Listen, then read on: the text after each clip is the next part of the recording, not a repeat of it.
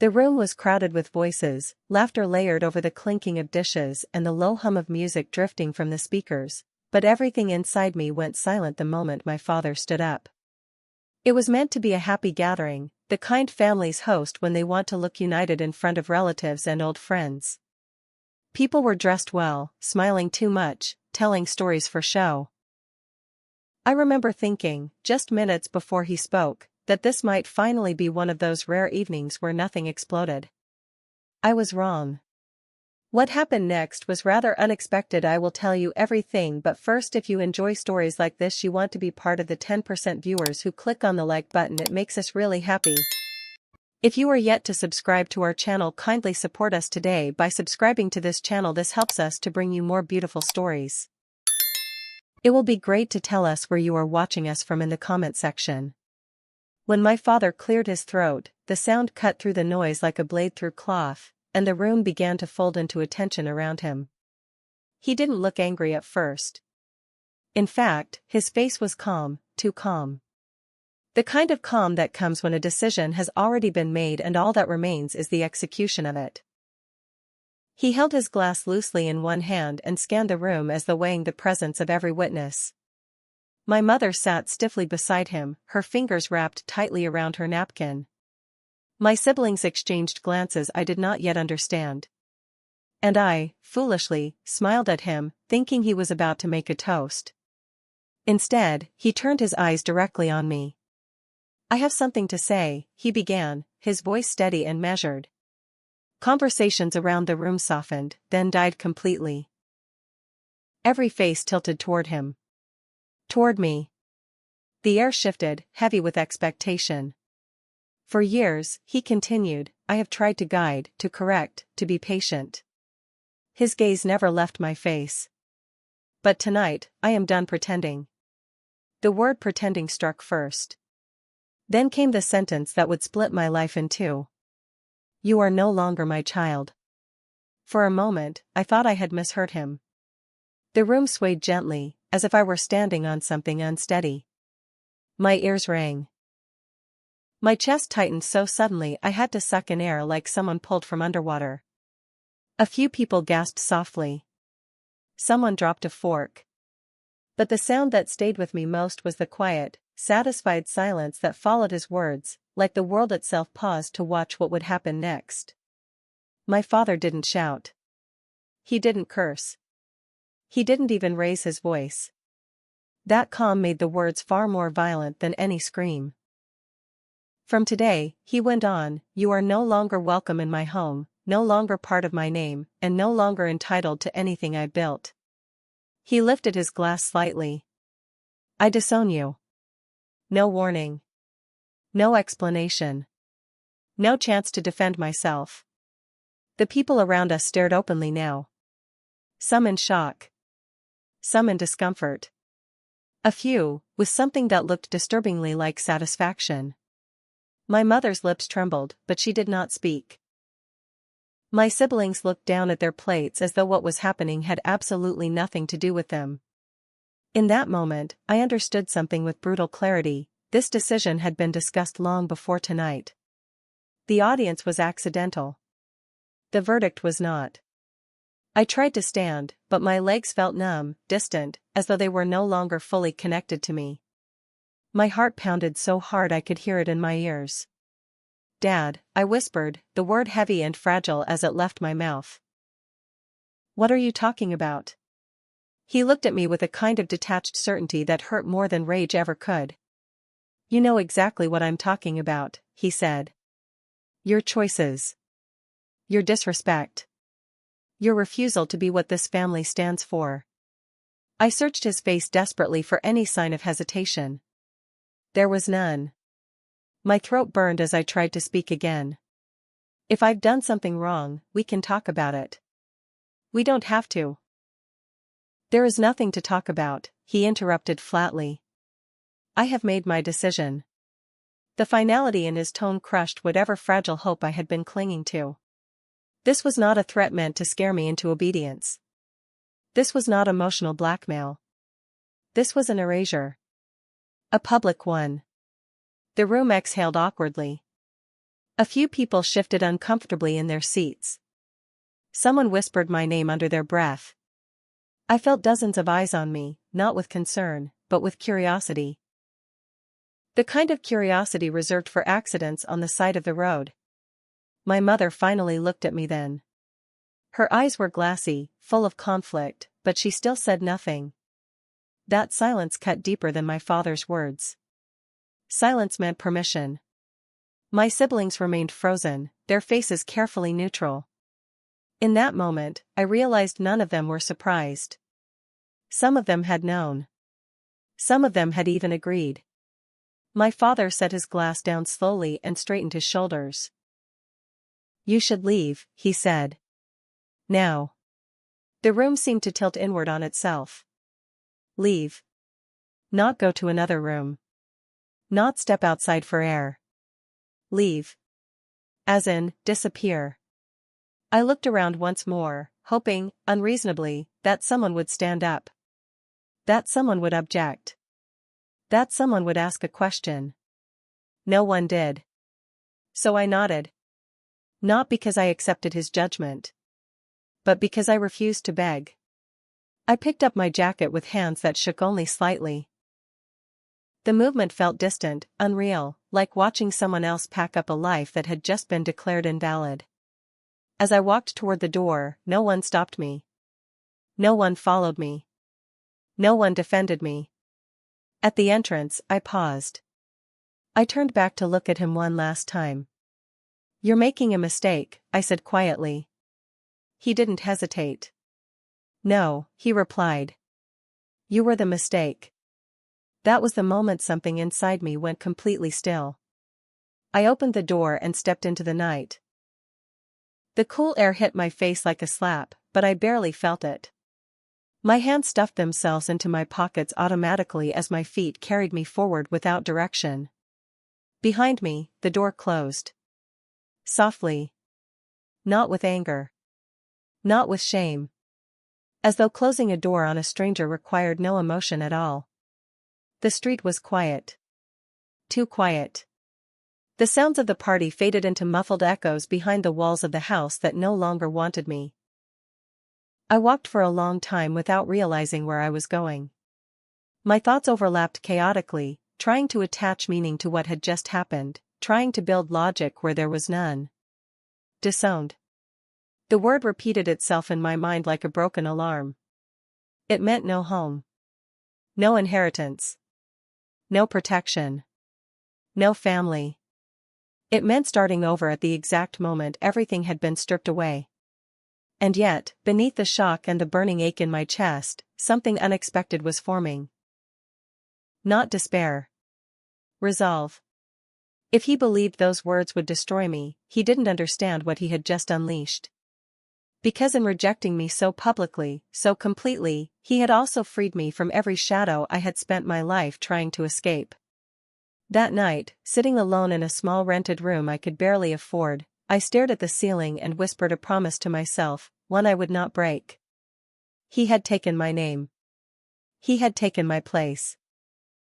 But I would build something so undeniable that one day, the same room that watched me be erased would be forced to watch me return.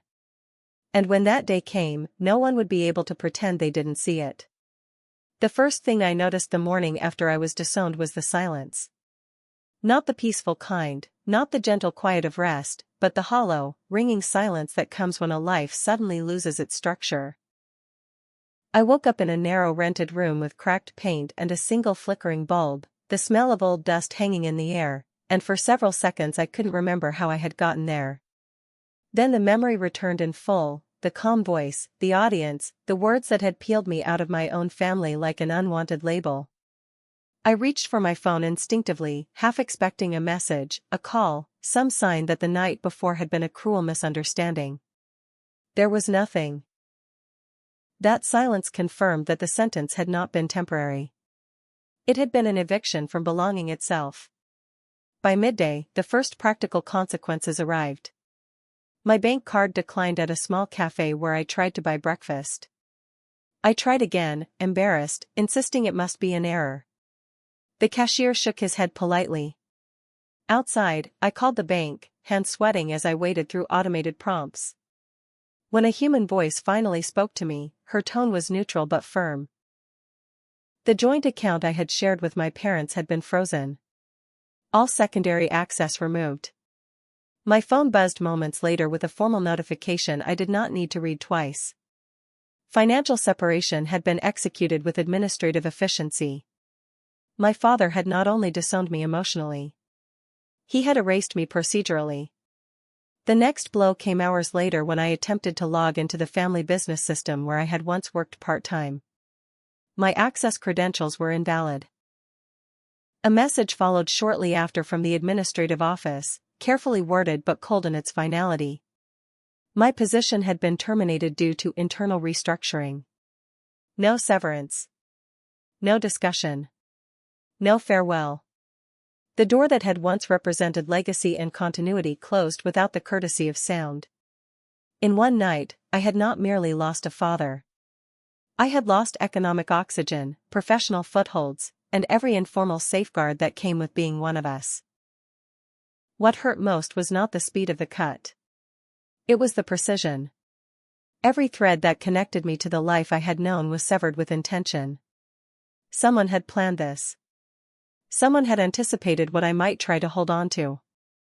And that realization hollowed me in a way grief alone never could. This was not punishment fueled by emotion. This was exclusion refined into policy. When I called my mother that evening, the call rang until it disconnected. I tried again. Then again. No answer. I texted her simply, "Are you okay?" The message remained unread. For the first time in my life, I understood what it meant to exist without a point of return. The bridge behind me had not merely been burned. It had been professionally demolished. Friends I thought were solid shifted too. Some stopped answering my calls after quiet conversations with my siblings. Some sent brief, awkward messages that spoke of complicated family matters and not wanting to get involved. One even told me, with careful politeness, that my father had asked people to maintain distance for the sake of peace. Peace. I learned that week that peace is often just another word for silence in the service of power. By the fourth day, reality settled into my bones with aching weight. I sold my watch. I sold my spare jacket. I returned unopened gifts I had bought with borrowed confidence. I moved from the rented room into a smaller space I shared with two strangers whose names I barely knew. I learned new routines not because I wanted to, but because survival demanded it. Every day required a recalibration of expectation. Every night ended with the same cold realization that nothing I had relied on before existed anymore. The thing that surprised me most was not the hardship. It was the loneliness of being rewritten. When people asked about my family, I found myself hesitating before answering, as if I were about to describe a country that no longer existed on any map. The word father felt suddenly inaccurate, like a title removed from an office that had been quietly dismantled. I stopped using his name. It simplified the ache. It created distance my heart had not yet managed to build on its own. Weeks passed. I found temporary work loading deliveries at dawn and cleaning offices at night. I worked with my hands until they blistered and hardened into something that did not belong to the life I had once imagined for myself. I learned to sleep in short, exhausted stretches. I counted coins. I skipped meals not as a dramatic gesture, but as a practical choice. When I caught my reflection in glass doors and shop windows, I sometimes struggled to recognize the person staring back. This version of me moved differently. Watched differently. Spoke less. Yet beneath the exhaustion, something stubborn took root. It was not hope. It was defiance. My father had expected me to collapse quietly into insignificance. He had expected the loss of resources to unmake me into something small enough to be dismissed without consequence. He had mistaken removal of support for removal of capacity. And every night, as pain gnawed at me and doubt whispered at the edges of my mind, I repeated the same idea like a form of resistance. They only removed what they controlled. They did not remove what I am. One evening, months later, I ran into a distant relative at a street market. She froze when she saw me, then looked around as if afraid someone might be watching us both. She told me in a hushed voice that my name had been removed from family records. That my photographs had been quietly taken down from the walls. That my father spoke of me only as a cautionary tale now, an example of what happens when someone strays. The story he told about me had hardened into doctrine. And still, no one reached out to ask for my side. That was the clearest lesson of all. Disowning me had not only been a personal act of rejection. It had been a public act of narrative control. I realized then that if I ever wanted truth to exist again in spaces I had once occupied, I would not merely need to return. I would need to return undeniable. The night that thought crystallized, I lay awake staring at the ceiling of the small room I now called home, listening to the breathing of strangers through thin walls. I felt the full emptiness of being cut off, not just from money, but from inheritance of identity. And yet, in that emptiness, a strange freedom unfurled. For the first time in my life, no lineage stood over me. No expectations anchored me to someone else's vision of who I should be. I was alone. And that meant everything ahead would be built by my own hand. The first spark of my future did not arrive as ambition. It arrived as survival. But survival, when sustained long enough, sharpens into something far more dangerous than expectation. It sharpens into purpose. And somewhere inside the quiet wreckage of my former life, that purpose began to wake. The first year after I was cut off did not feel like a year at all. It felt like a long, continuous night broken only by exhaustion and small, brutal awakenings. Time lost its familiar shape. Days were no longer measured by plans or milestones, but by how many hours I could stay upright before my body demanded rest. I worked wherever my hands were needed, construction sites at dawn, warehouses through the afternoon, cleaning offices long after business hours ended. My world shrank into shifts and buses and aching joints. Hunger became a background noise I learned to push aside with water and stubbornness. I did not think about the future in those months. Thinking beyond the next few hours felt like a luxury I could not afford. What stayed with me through those early days was not anger, but humiliation, quiet, internal humiliation that I carried like an extra layer beneath my clothes. Every job application where I had to pretend I had always lived this way. Every supervisor who spoke to me with the careful condescension reserved for disposable labor. Every time someone asked about my family and I answered vaguely, afraid that the truth would either make me look pitiful or defensive. My former life felt like a dream that had dissolved the moment I touched it. I learned quickly that dignity, when stripped of external reinforcement, must be rebuilt entirely from within. There were nights I returned to my small rented room so tired I could barely untie my shoes. I would lie on the narrow mattress staring at the ceiling, listening to the muffled lives of others on the other side of thin walls, laughter, arguments, television static, and I would feel the full weight of how completely I had been erased from my old world. It hurt in ways that were not dramatic enough to look like tragedy but deep enough to be permanent. Those were the moments doubt crept closest, whispering that perhaps my father had been right to discard me. Perhaps I had been nothing more than a fragile extension of privileges that no longer existed. But doubt never stayed long, because survival did not allow it time. Each morning demanded movement whether I believed in myself or not. Each night demanded recovery whether I felt worthy of rest or not. And slowly, without ceremony, something inside me hardened. My hands became stronger. My posture changed. My voice grew quieter but steadier. I stopped apologizing for existing in spaces that had no intention of accommodating me gently. I learned that the world does not reward potential. It only rewards endurance.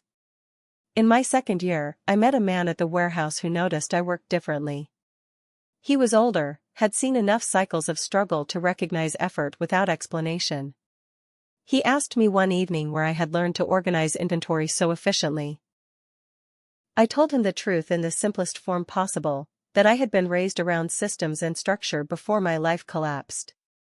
He did not ask why it collapsed. He simply told me that if I wanted more hours and better pay, I could join the logistics team. It was not generosity. It was opportunity disguised as labor. I accepted without hesitation. That small shift changed everything. Logistics was numbers. Flow. Planning. Optimization. It was a language my mind had not spoken in years, but it remembered instantly. I worked longer hours, not because I was forced to, but because for the first time since being disowned, my labor felt like more than survival. I studied spreadsheets at night with borrowed internet. I watched tutorials in silence while my roommates slept. I learned inventory management, supply chain basics, cost forecasting.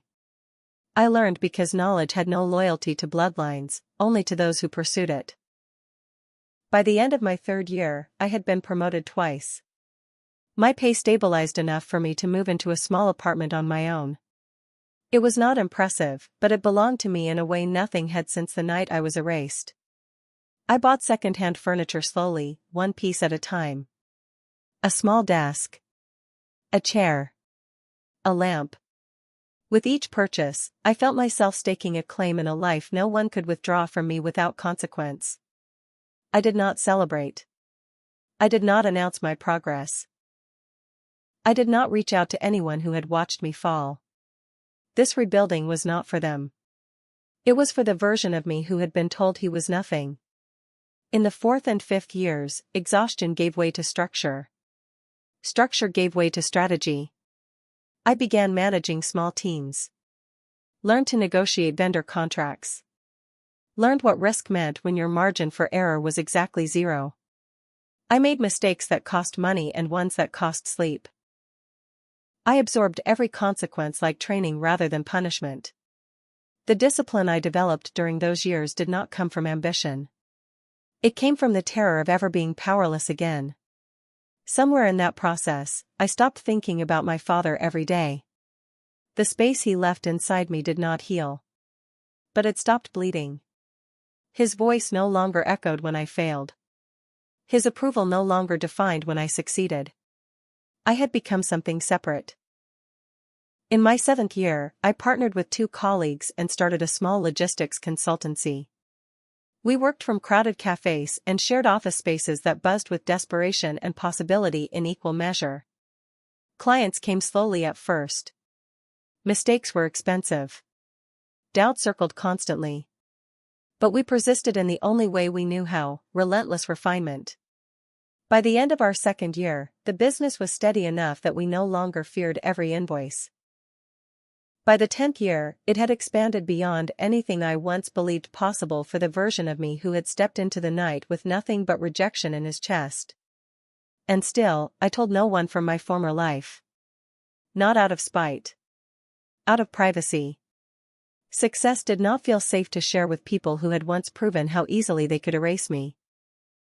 Sometimes, alone in my office after everyone had gone home, I would stare at my reflection in the glass and barely recognize the person who stood there. The hunger had faded from my face. The fear had quieted deeply inside my bones. In its place lived something steady and unyielding. Not bitterness. Clarity. I had learned the true mathematics of inheritance. Blood does not guarantee protection. Names do not ensure loyalty. Security is not something you are given. It is something you design. The one thing I never prepared for, no matter how hardened or controlled I became, was the day the past finally knocked again. It came in the form of a letter. No return address. No family crest. No emotional appeal. Just a formal notice written in legal language, heavy with urgency. My father's name stood at the top. Not as the author. As the problem. The letter informed me that the family business, the same one I had once been quietly expelled from after being disowned, stood on the brink of collapse. There were irregularities. Debts. Silent partners withdrawing. Investigations beginning. And buried inside those paragraphs was a single sentence that made my pulse slow in a way I had not felt in years. Your cooperation may be required. I set the letter down carefully on my desk. For a long time I said nothing. For a long time I felt nothing. Then, finally, I smiled. Because the survival years had not only rebuilt my life, they had prepared me for something far more dangerous than hardship. They had prepared me for return. The invitation came disguised as a request for assistance, wrapped in cautious legal language and stripped of every trace of pride my father once wore so easily. I read the letter again and again in my quiet office long after the sun had dipped below the skyline, letting each sentence settle into me with deliberate patience. It was not addressed to a son. It was addressed to a former associate. No apology. No acknowledgement of what had been broken. Only necessity reaching out its hand where authority once slammed a door. I did not answer immediately. I let the silence taste familiar to the people who had once weaponized it against me. 3 days later, I replied through my attorney. The response was short. Professional. Non-committal. It acknowledged receipt of the request and expressed conditional willingness to review the situation under formal consultation protocols. No emotional framing. No reference to family. No softening. I signed only with my full legal name, the name my father had publicly stripped from me years ago. When the reply was sent, I leaned back in my chair and closed my eyes, knowing that the ripple had begun. 2 weeks passed before the first meeting was scheduled. It took place not in the family home, not in the company headquarters where my name had once been erased from the directories, but in a neutral legal conference room far from familiar ground. Glass walls. Polished table. Bottled water aligned with corporate precision. I arrived early, not because I was nervous, but because it is always wise to occupy space before those who once believed they owned it. When the door finally opened, they did not recognize me at first. My siblings entered first. Older now. Slower. Their confidence dulled by years of internal power exchange that had begun wobbling long before any investigation was ever announced. They took their seats without greeting me. They did not connect the man sitting at the head of the table with the brother they had watched be erased. That anonymity felt like the first quiet victory of the day. Then my father entered. Time had not softened him. It had only carved him into a sharper version of himself. His posture was still rigid. His gaze still commanded the room out of habit rather than actual authority. But when his eyes landed on me, something flickered, an involuntary pause that lasted less than a second but told me everything I needed to know. He recognized me. And in that instant, the air between us collapsed inward. No one spoke at first. The attorneys did the introductions. Names were exchanged as if we had never shared blood. As if we had never shared a home. As if he had not built a room of witnesses for my erasure years ago. He sat down slowly, eyes never leaving mine, trying to reconcile the man before him with the version of me he had once discarded. This meeting, his lawyer began, concerns potential restructuring options for the company under financial distress. I listened quietly. Charts were presented. Numbers scrolled. Projections collapsed into warnings. The empire my father had built on control and reputation was hemorrhaging from multiple angles. Silent partners had withdrawn. Institutions had begun formal inquiries. The legacy he once used as a weapon against me was now weaponless itself. Then it was my turn to speak. I rose slowly. Every movement measured. Every step intentional. My team reviewed the preliminary documentation, I said evenly. And we have identified the root of the instability. The issue is not liquidity. It is governance. Your financial structure has become dangerously centralized. Risk was never diversified. Accountability was never distributed. What you built was strong only as long as no one challenged your position. My father gripped the edge of the table faintly. For years, I continued, you operated under the assumption that loyalty functions as a permanent resource. It does not. It expires when there is no longer mutual benefit. The room was silent. Even the hum of the air conditioning felt loud. My father leaned forward slightly. You speak as if you already control the solution, he said. I do, I replied calmly. But not from a position of obligation. A murmur moved around the table. Then I placed the proposal on the desk in front of him. Not a rescue plan. A takeover framework. His face did not change immediately. He studied the document with the same rigid concentration he used to study me when I was still living beneath his authority. I watched the slow transformation occur as he read, confidence thinning into disbelief, disbelief thinning into calculation. You're proposing acquisition, he said quietly. Yes. The word hung between us like a verdict. My siblings stared at me in open shock now. For the first time since we were children, they did not look through me. They looked at me. With divestment of controlling shares, I added gently.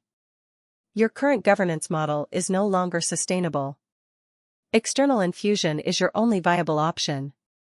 And then, deliberately, I spoke the sentence that shifted everything. My company is prepared to become that infusion.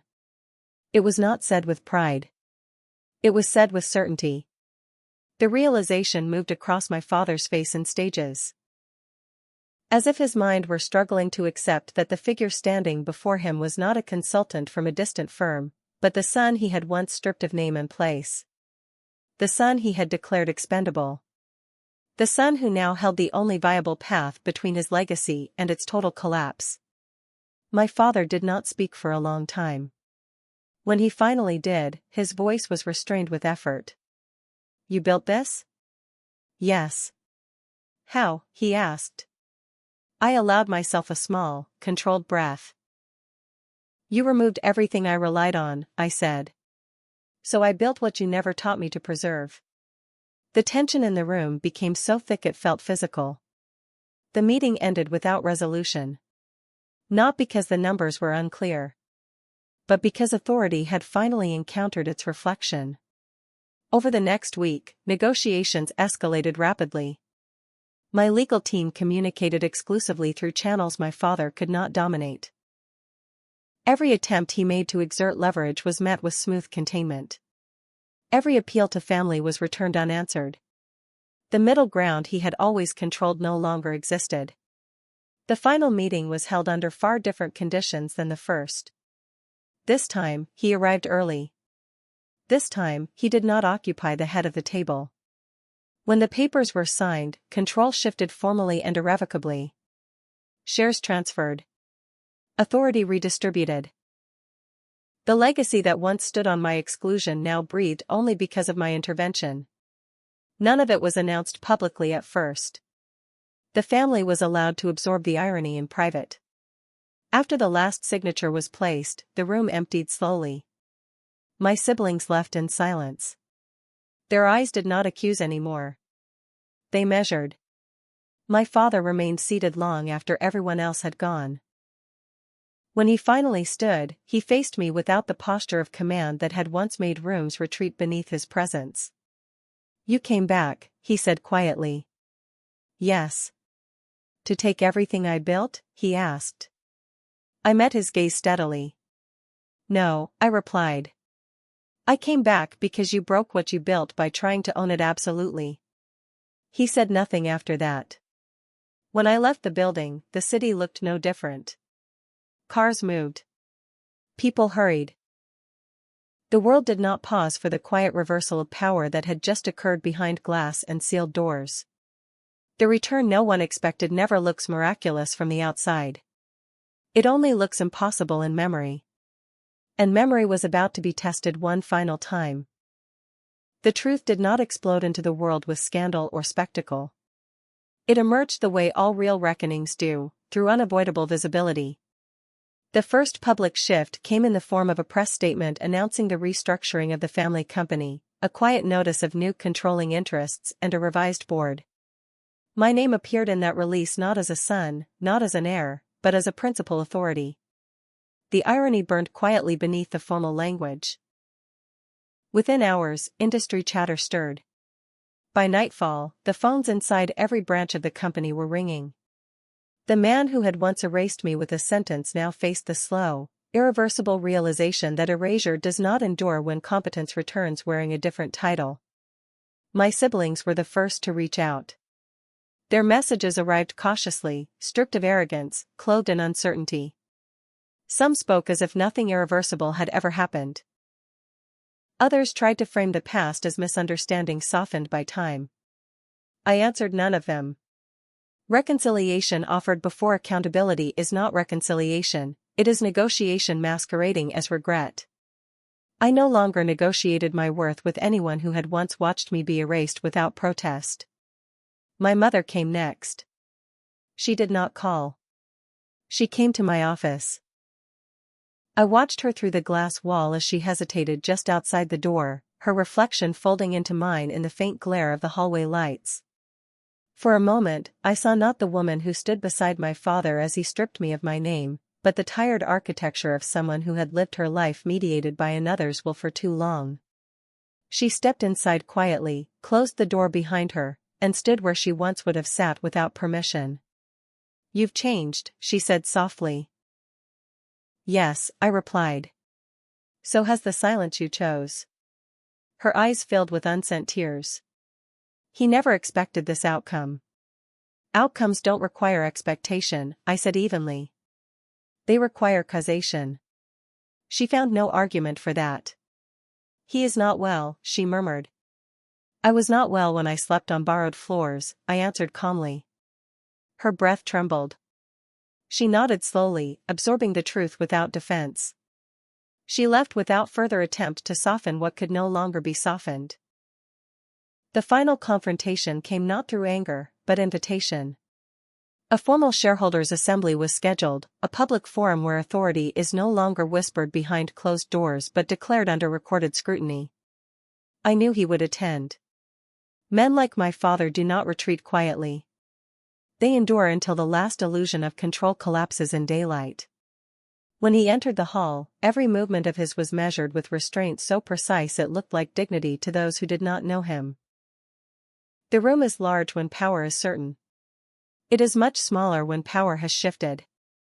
He took his seat among the now minority stakeholders with a posture that pretended to remain untouched by the rearrangement of the world beneath him. I stood at the podium when the final item of restructuring was announced.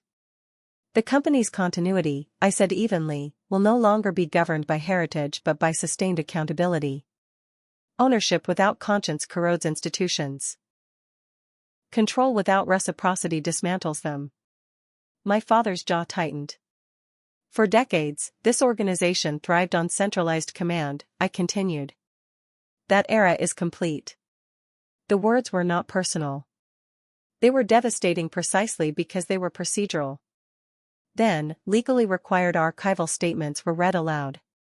Among them was the confirmation of board removal and the extinguishing of unilateral authority rights previously attached to his identity. The man who had once used a sentence to erase me was now being erased not as a threat, not as a punishment, but as policy. When the assembly adjourned, he remained seated long after others stood to disperse. Only when the room emptied did he rise slowly and approach me. His voice no longer commanded space. It searched for it.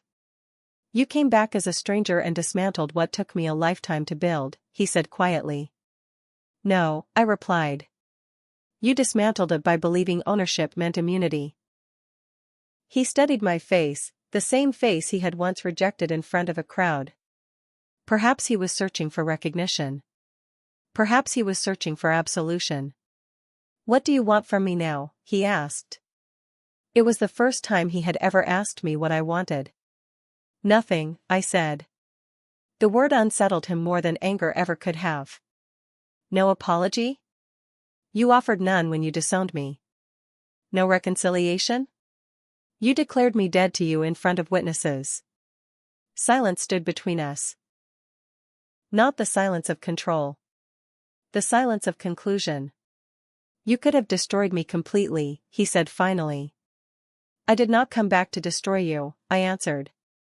I came back because life does not require vengeance when consequence is sufficient. He looked older then. Smaller than I remembered. A man no longer upheld by the shadows of unquestioned authority. When he turned to leave, no one followed him. No escort. No audience. Just absence. In the months that followed, the company stabilized beneath new governance. Systems were restructured. Workers who had lived under fear discovered consistency. Profits returned slowly, not through exploitation but through precision. For the first time in its history, the institution functioned without a single man's shadow determining the fate of everyone beneath it. As for me, I did not remain in that space long. When your purpose has been fulfilled, clinging to the battlefield only hollows what the victory was meant to restore. I stepped down from executive oversight within the year. I built elsewhere. I built quietly. I built without lineage attached. Years later, I attended one final family gathering, not by invitation, but by choice. My siblings were subdued. Their conversations moved carefully now. My mother embraced me for the first time since the night I was erased. She did not ask for forgiveness. She thanked me for survival. My father did not attend. His health had declined. Isolation does not arrive with cruelty. It arrives with arithmetic. The last time I saw him was not at a table of witnesses. It was in a small room that smelled faintly of disinfectant and age. He turned his head slowly when he saw me. "You didn't come to reclaim your name," he said faintly. "No," I replied gently. "I came because I already have one." His eyes closed. Whether in relief or regret, I cannot say. But the man who once said, "You are no longer my child," died years before his body did. He died the moment consequence arrived without rage attached to it. He died when certainty returned from exile wearing my face. And as I left that room for the final time, I realized something with a clarity that felt like release. Being disowned did not make me nothing. It made me unowned. And that was the single condition my life required to become undeniable.